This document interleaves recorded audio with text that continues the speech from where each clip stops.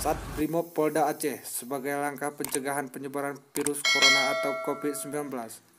Personil Kompi 3 Batalion B Pelopor melakukan penyemprotan cairan disinfektan di Bandara Rembele, Desa Belayatu, Kecamatan Bukit, Kabupaten Banda Meriah, Rabu 5 Agustus 2020. Komandan Batalion B Pelopor Satbrimob Polda Aceh AKBP Ahmad Yani melalui Komandan Kompi 3 Batalion B Pelopor Ibtu Muhammad Ihsan mengatakan penyemprotan cairan disinfektan tersebut sebagai bentuk upaya untuk mencegah penyebaran virus COVID-19 di fasilitas umum, salah satunya Bandara Rembele, Kabupaten Banda Meriah.